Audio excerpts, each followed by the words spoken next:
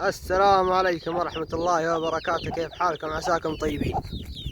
واليوم عدنا لكم مقطع جديد زي ما تشوفون، ما شاء الله تبارك الله. هذه الفروخ صورناها في المقاطع السابقة زي ما تشوفون، ما شاء الله تبارك الله. أحجامهم في زيادة ما شاء الله تبارك الله. وضعنا لهم العلف زي ما تشاهدون على الحجر ما شاء الله تبارك الله.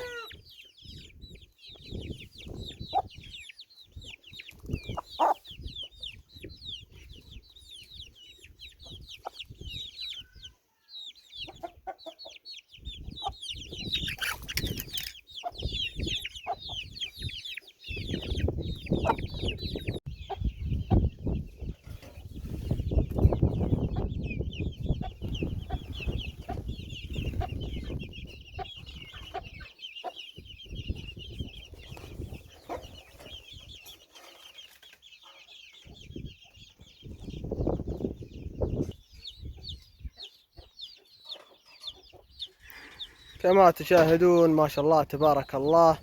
وهذا الطائر اشتراناه جديد ما شاء الله تبارك الله. ديك كويس ولونه وجسمه وعمره صغير، يعني توه في بحر السنة أو إنه تعدى السنة ب3 شهور، يعني ما عمره توه شباب ما شاء الله تبارك الله.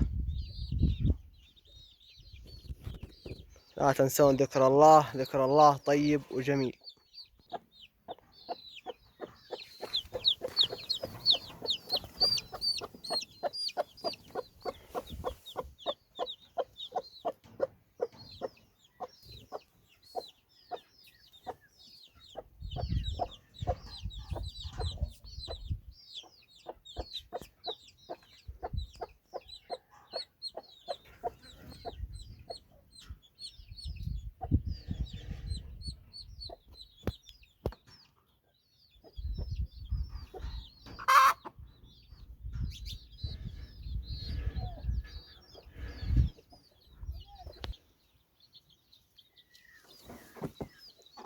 زي ما تشاهدون ما شاء الله تبارك الله، هذه دوبة توها فروجة، وأول راجنة دوبها، يعني دوبها أول رجنة إلى ذا الحين ما شاء الله تبارك الله. أنا بتدخل قلنا نصورها لكم لأني أنا كنت بشوف البيضة اللي تحتها الدجاج بيض عليه. زي ما تشوفون أنا دخلت هنية سوي له ذا الخشب الذياع حساب الدجاج يخش وما يشوف بيضة.